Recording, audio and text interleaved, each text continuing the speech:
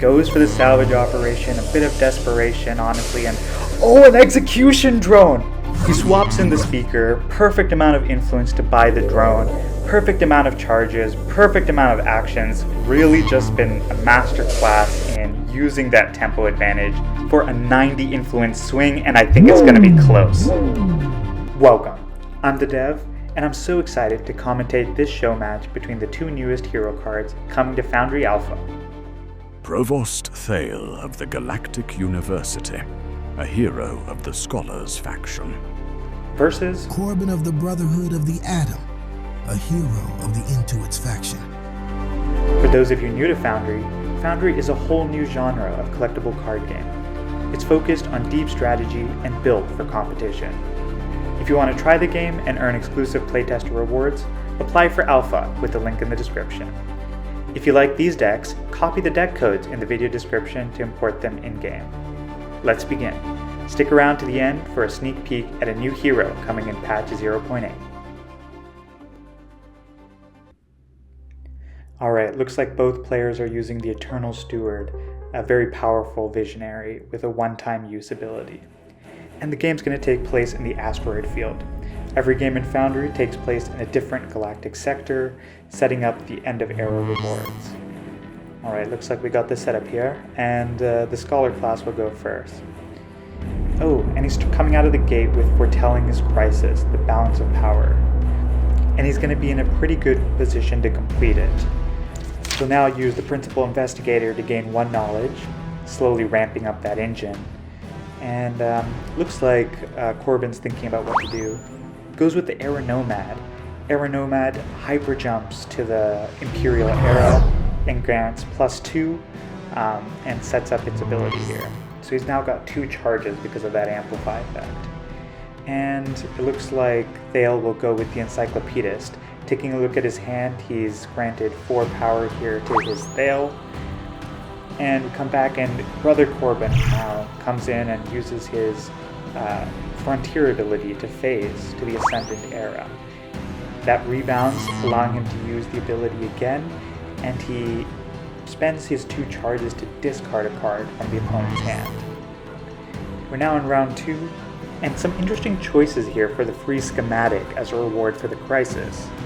I think that the Prosperity one could gain a lot of value over the course of the game with how early on he's acquired it. And he's going to go with the Prosperity one, the Dyson Sphere. Taking a look at it, looks like Corbin's also inspecting it, and we see that the Dyson Sphere grants +1 every time you grant, so it's kind of a engine on its own right there. It's kind of the unique aspect of Foundry, getting to build a deck in the game. And then looks like he's going to use a charge to swap out Thale onto the board. Corbin's going to respond with Foretelling His Crisis this round.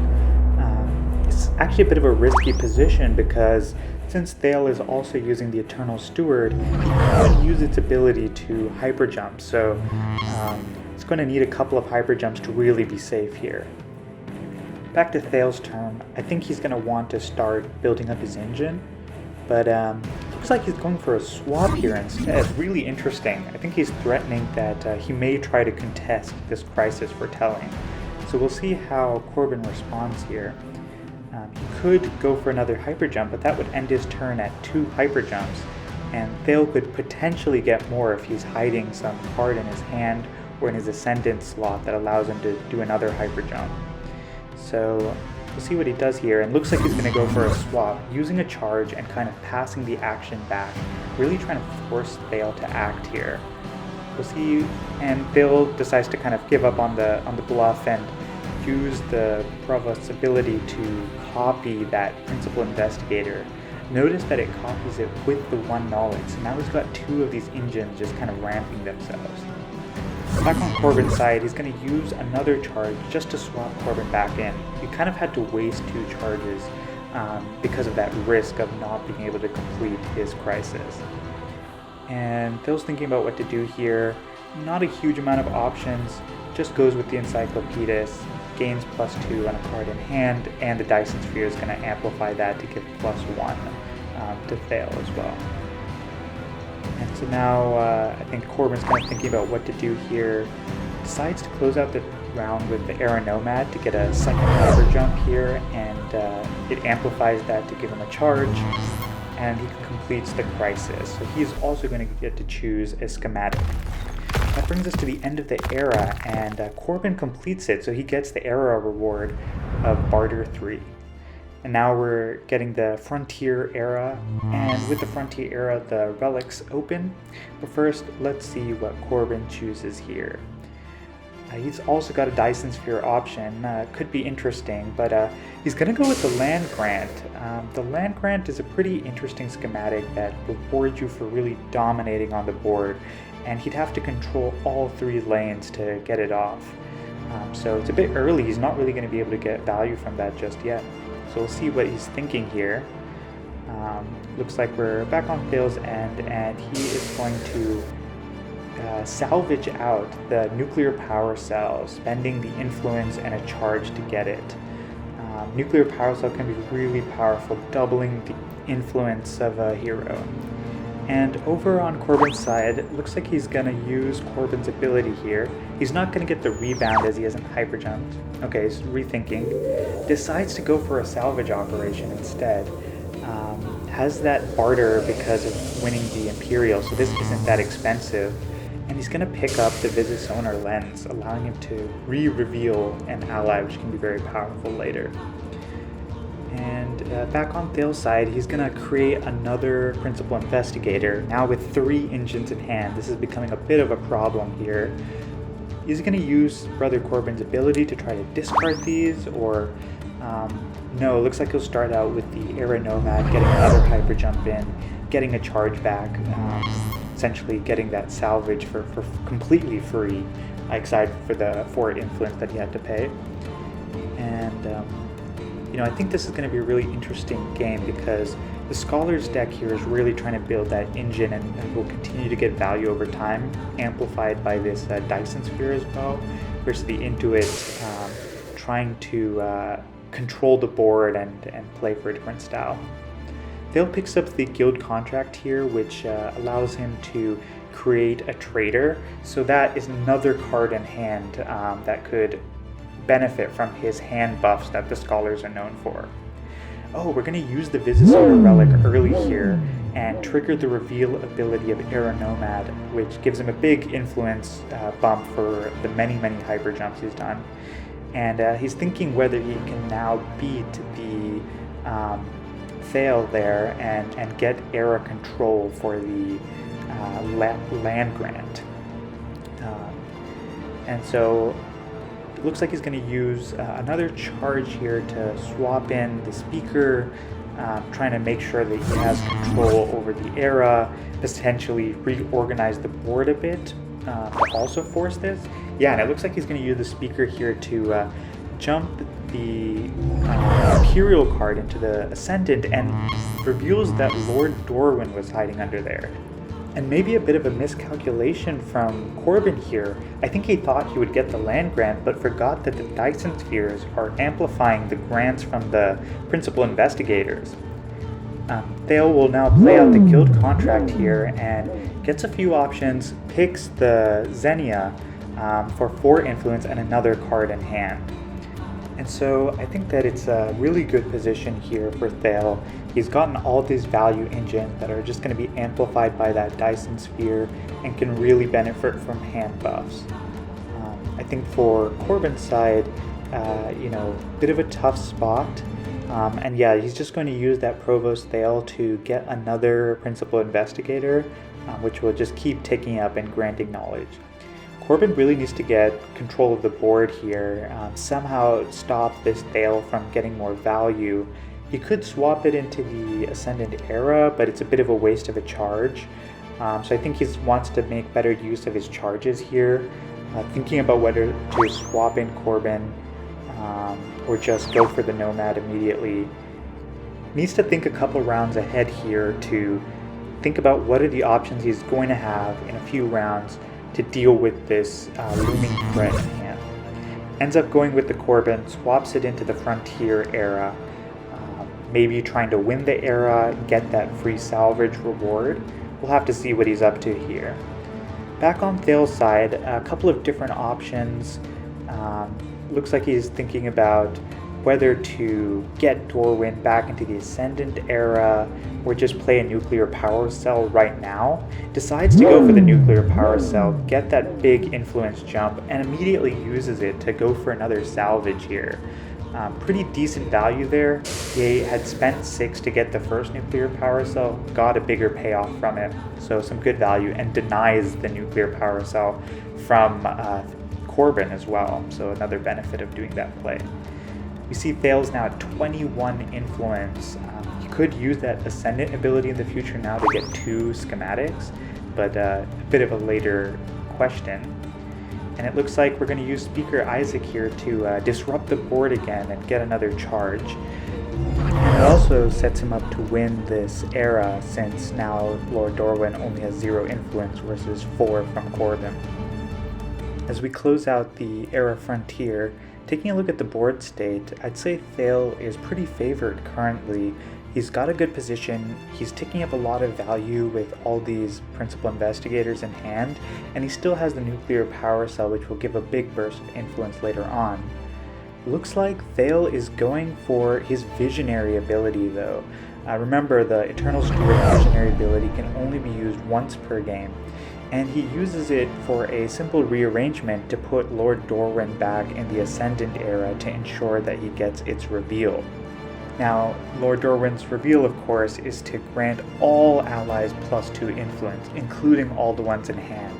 So that would be a big jump, and I understand why he wanted to get that ready as we end the Frontier era. Looks like Corbin here is doing some more swapping with his charges, possibly considering a salvage, and yes, he does go for the Visisonar lens. And the Visisonar lens will allow him to potentially re-trigger that Era Nomad later on, which could generate a lot of value. So makes sense to spend this here. And looks like Corbin is going to go for the immediate Visisonar lens, getting a huge bump in influence on the Era Nomad. And we'll wonder how he closes out the turn. Uses Brother Corbin and phases him into, let's see here, the Imperial era. Okay, so potentially looking to maybe claw back some influence via steals. He wins the Era Frontier, which had the hit the mother load objective, and he gets a free salvage operation. This does not cost an action. He uses it to pick up a template chip here. Now the template chip's a really powerful gold tier relic that gives you 1 extra action for the rest of the game. So playing it now on round 5 though, he's only going to get 1 extra action. Now, at the start of the Ascendant era, the reveals go off. Those face-down Ascendant cards trigger their once per game reveal, which are extremely powerful abilities. We see Kaelin goes off to discard the highest influence card in the opponent's hand, and Dorwin goes off to give +2 to the entire hand, as we saw before. And as we enter the final era here, looks like Thale is going to start off by using Thale's Imperial ability to trigger the Ascendant ability of another ally, and uses it on Dorwin to get another massive influence jump. This is really the payoff era. Corbin, on the other hand, starts off by playing the template chip to get his additional action next round. Considering his options here, he's very behind. I don't know if he'll be able to get the influence needed to beat the huge amounts coming out from Dorwin and Thale this round. Goes for a salvage. I think this is a smart play. He's in a bit of a desperation mode, and boom, this is exactly why. He finds an execution drone, a silver tier relic, which could allow him to purge an enemy. So this would be a big pickup if Thale doesn't spot the impending play and takes it from him. And yeah, it looks like Thale is going to prioritize buffing Dorwin. And I think this is also a reasonable play, because now there's 3 kind of growing threats on the board. So even if he does, spend the 5 influence, get this execution drone, he can only deal with one of these threats. And now we see a Lost Archive has refilled the slot. Lost Archive allows you to revive or reforge a purged ally. So this could counter the execution drone. We'll see if Thale wants to pick it up. The timing here is really important too. He'll have to think ahead. remember that Corbin has the extra action going into the final round, and so he will want to potentially use that as well. And Corbin's going to close out the round here by just doing another hyper jump. And so we enter in round 6, and that Dyson Sphere has just been putting in work this game.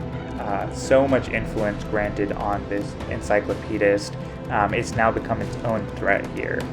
So I think that Thale is going to want to just use Dorwin again here, get that another big influence bump. Yep, and that's what he goes for. You can see he's now crossed over 100 influence, really big numbers.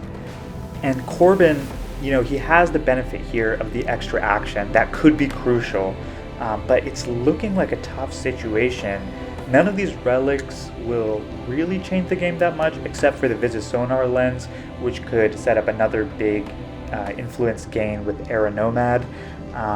And of course he does have the 1 purge. So yeah, he's going to start off by securing the Visit Sonar lens here. He's really been pushing this strategy. And a nuclear power cell comes up underneath. Ooh, that's kind of tough for Corbin. I think Thale, yeah, it looks like he's going to go ahead and pick this up here, denying it from Corbin, and another doubling of the influence. But again, Corbin does have this execution drone, which could deal with one of the threats.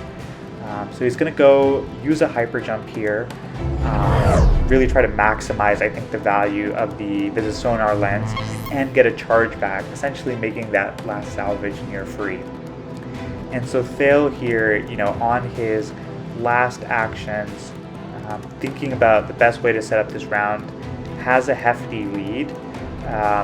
And so looks like he's going for a salvage here. Picks up a prosperity blueprint pretty late in the game, but these schematic, like that Dyson Sphere has been popping off, so maybe he thinks that there's some more value he can gain.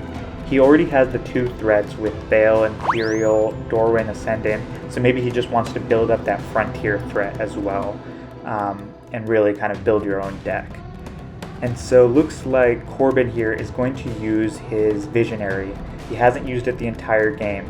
Some tough decisions here about what slots he wants to put his cards into. This is like a big final rearrangement, and he's going to get a charge off of this as well because of Aeronomad.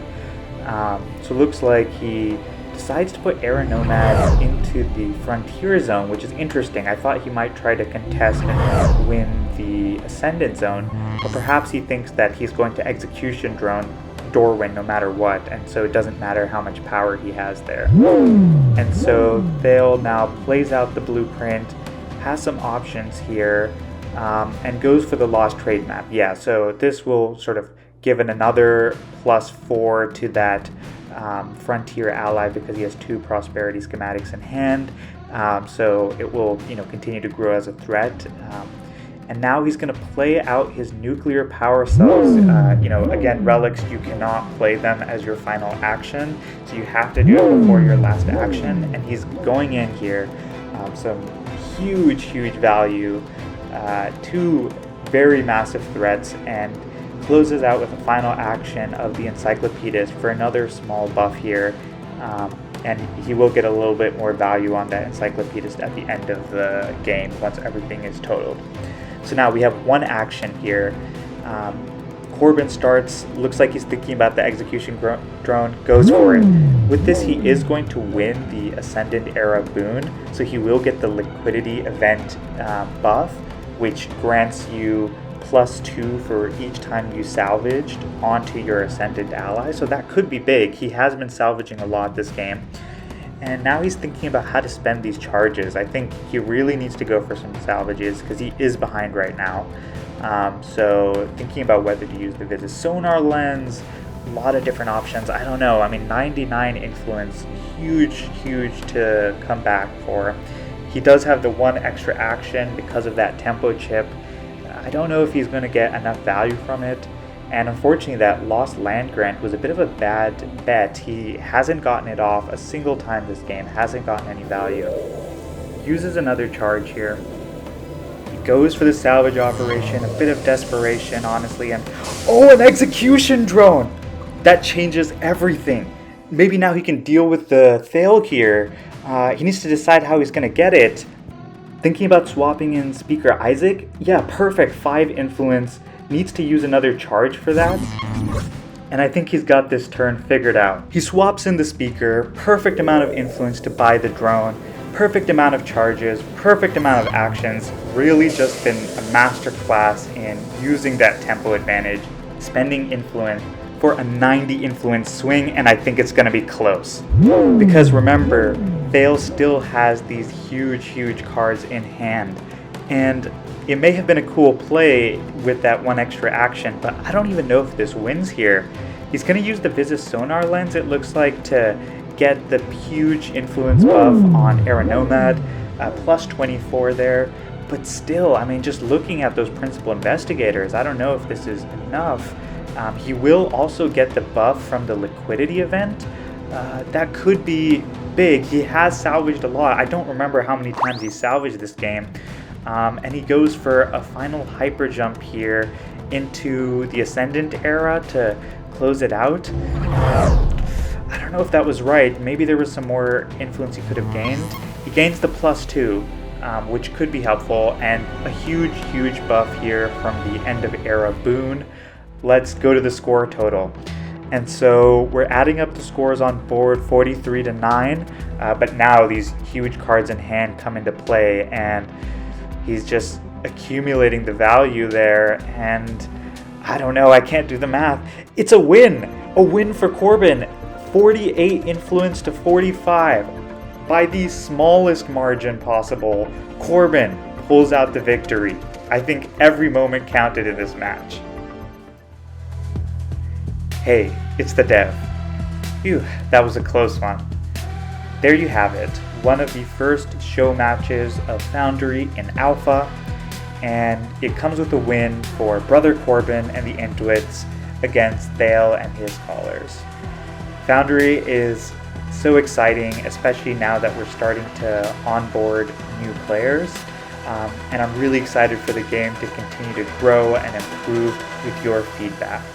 Remember, if you'd like to join the alpha, you can use the link in the description and apply today. I'd love to see you there. See you soon.